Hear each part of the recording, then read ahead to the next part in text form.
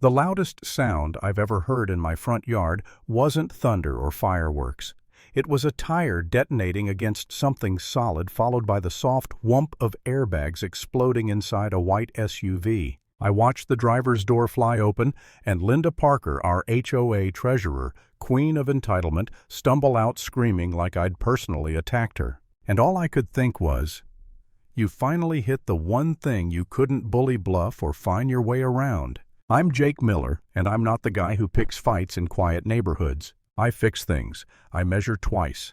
I build it right the first time because I've spent 2 decades as an electrician watching what happens when people cut corners. We moved into Maple Ridge Estates for simple reasons: good schools, clean streets, a place that felt steady. My wife Emily has been dealing with tremors and anxiety, and our little corner of lawn right near the porch was her calm spot. A chair, a cup of coffee, a little morning sun. Nothing dramatic. Until one person decided my grass was a shortcut. Linda Parker drove a white SUV that always looked freshly waxed, like it got detailed twice a week out of spite. And every morning, like clockwork, she would swing wide at the intersection and cut across my yard to shave off maybe 15 seconds. Not the edge either, straight through carving tracks like she was plowing a field. The first time I told myself it was a mistake. The second time I walked outside and waved her down. "Hey ma'am, please don't drive on the lawn." She didn't even kill the engine. She leaned out her window, sunglasses on, lips tight, and said, "Maybe don't plant so close to the roadway." Then she rolled forward, tires chewing another line into my grass, and disappeared like she'd just corrected a child. That was my introduction to HOA Power Maple Ridge style. I put up a small sign, polite, simple, hard to miss. The next morning it was snapped in half and tossed into the mulch. I called the non-emergency line because I'm still the kind of guy who thinks you handle things the normal way first. An officer came by, looked at the tire marks, shrugged, and gave me the classic civil issue. Translation: good luck, buddy. So I went to the HOA like a responsible homeowner. I emailed, I documented, I attached photos. I asked for a warning letter to be issued. 2 days later I got a citation in my mailbox. Not for her driving over my property number. For yard maintenance concerns and appearance. Basically, your grass got destroyed and we're charging you for it looking destroyed. I stood there on my porch staring at that paper, and for the first time I understood something about Linda Parker. She wasn't careless. She was confident because she thought she ran the place. I did what I could without turning my front yard into Fort Knox. I reseeded, patched the sprinkler line, and placed small landscaping stones near the corner. Nothing crazy, just enough to discourage a tire from cutting through. The stones got kicked aside. Then the sprinkler line mysteriously broke again. Emily started avoiding the porch in the mornings because she didn't want to hear the SUV rumble past, didn't want to watch someone disrespect our home like it was normal. That part ate at me more than the grass. So I installed a camera. Not a creepy setup, just one aimed at the corner of my property where the tracks kept appearing. I set it to record motion, and the next day I got exactly what I expected. A clear shot of Linda, same SUV, same wide turn tires cutting the exact same path. I printed screenshots. I walked them over to her house and knocked. She opened the door halfway, phone in hand, like she was already composing a complaint. And I said, "Linda, I have video. Please stop driving on my lawn." She gave me a smile that didn't reach her eyes and said, "You're harassing a board member. I'll have this addressed." Then she shut the door in my face slowly, like it was a performance. The next afternoon, another HOA notice showed up. This one said I was creating a hostile environment and installing unauthorized recording equipment. I actually laughed out loud because the nerve was so clean it almost felt practiced. Fine. You want formal? You want authorized. I installed motion-activated lights bright enough that if anyone cut across that corner again, it would light up like a stadium. I made sure they were aimed downward on my property, and I checked the local guidelines twice. That first morning, the lights popped on, and Linda slammed her brakes so hard I heard it through the closed window. For a second, just a second, I thought the problem was solved. Then she leaned on the horn like a toddler who didn't get candy, swung even harder, and drove right through anyway. That night, my camera caught a figure walking up to the lights. Not a teenager, not a random prank. It was Linda. Hood up, baseball cap, moving fast like someone who'd rehearsed being sneaky but wasn't very good at it.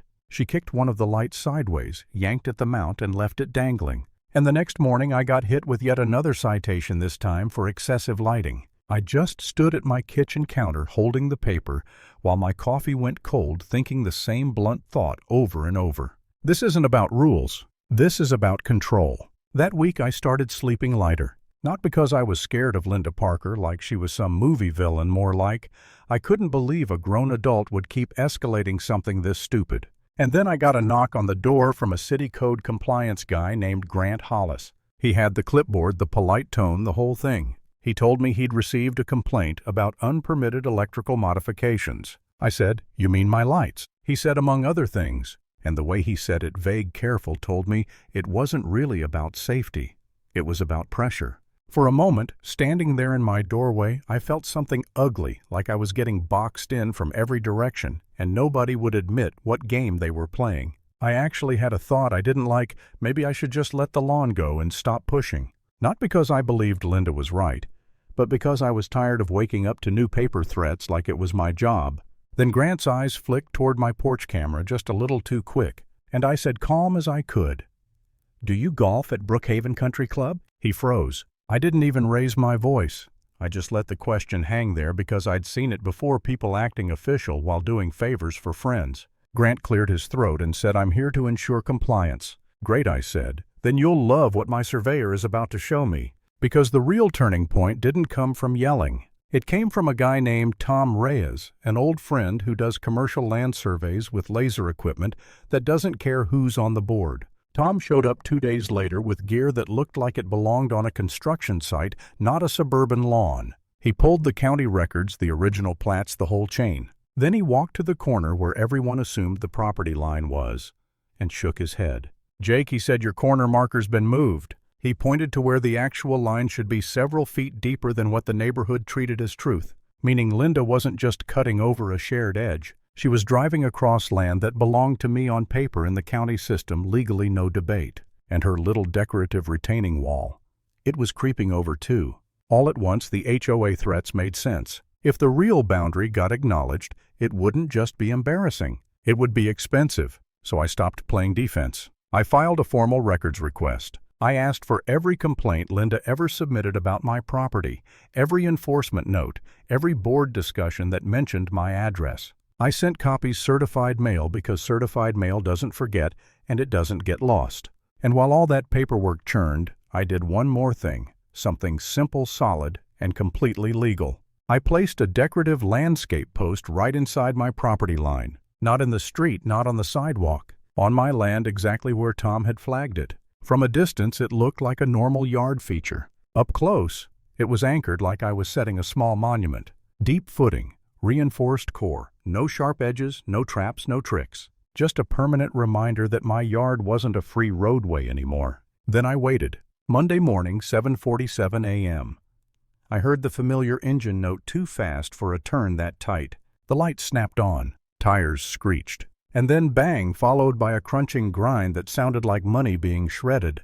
Airbags went off with a muffled blast, and the SUV jerked sideways, half on the grass, half twisted toward the street. Linda threw her door open and stumbled out, hair a mess, face red, screaming, "What did you do?" I stepped onto my porch with my phone already recording, because at this point I'd learned the hard way, if it isn't documented, it didn't happen. She pointed at the post like it had personally insulted her. "You put that there to hit my car." I looked at the post, looked at the deep tire track that ended at it, and said, "Linda, this is on my property." "It's dangerous," she shouted. "You're paying for this." I didn't argue. I didn't lecture. I just said, "You've been driving across this corner for weeks. I have video, I have a survey, and I have county records that say exactly where that line is." Her mouth opened and closed like she was searching for a rule to hide behind. And when the officer arrived, because Linda called like she was reporting a crime scene, he didn't get far before I showed him the footage. Day after day, same vehicle, same shortcut. Then I showed him the survey flags. Then I showed him the paperwork. The officer's tone changed the way it always does when the story flips from neighbor dispute to clear trespass with evidence. Linda tried one last push. He set that up to damage my car. The officer glanced at her bumper, then at the property line marker and said, "Ma'am, why were you driving there in the first place?" She didn't have an answer that didn't confess. Within a week, the dominoes started falling quietly, officially, the way real consequences happen. The city opened an inquiry after my survey came in. The HOA got forced to produce records they didn't want anyone to see, and Linda Parker, who loved issuing citations and pretending her title made her untouchable, got removed when it became clear her authority had been used to cover her own mess. No dramatic applause, no neighborhood party. Just one morning where she stood beside her wrecked SUV realizing paper rules don't work when the evidence is real. Lesson power only lasts until someone pulls the receipts.